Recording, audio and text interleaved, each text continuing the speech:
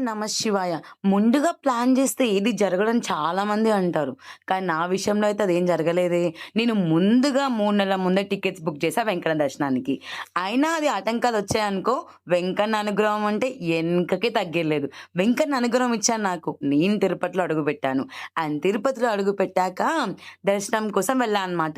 నేను రూ. 300 టికెట్ ఆన్‌లైన్‌లో దర్శనం చేశామనమాట.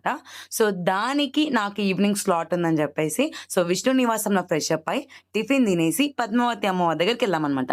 అది గూడా ర్యాపిడో బుక్ చేసుకొని ఎళ్ళాననమాట. ర్యాపిడో బుక్ చేసుకొని అమ్మవారి టెంపుల్ కాడ దింపారు. అమ్మవారి టెంపుల్ దర్శనం ఒక 1 అవర్‌లో అయిపోయింది. అండ్ మళ్ళా అదే ర్యాపిడో బుక్ చేసుకొని ఇక్కడికి విష్ణు నివాసం కాడికొచ్చి, అండ్ వచ్చిన తర్వాత ఈ బస్ ఎక్కితే మనకి 5 ప్లేసెస్ కాడ తిప్పుతది. అండ్ మనం అక్కడ దర్శనం చేసుకొని మళ్ళా బసెస్ అనేవి తిరుగుతూనే ఉంటాయి. అండ్ పర్ ఒక్కరికి రూ. 110 అనమాట. మాకు ఈవినింగ్ వరకు స్లాట్ అయిపోయింది. దర్శనానికెళ్ళామనమాట. వెంకటేశ్వర స్వామిని దర్శనం చేసుకుంటే అయితే ఒక రేంజ్‌లో ఉంది. అండ్ నేను ఫస్ట్ టైమ్ ఎళ్ళినప్పుడేమో నిజ రూప దర్శనం చూసా. ఎర్లీ మార్నింగ్ 3:00 బ్రహ్మ ముహూర్తం. ఇప్పుడు ఆయన చూడనీకి 2 కళ్ళు సరిపోలేదు. ఈ కష్టానికి ప్రతిఫలం ఆయన ఒక దర్శనం. 2 కళ్ళు సరిపోవనమాట మనకి. వేడుకొండలవాడ వెంకటరమణ గోవింద గోవింద.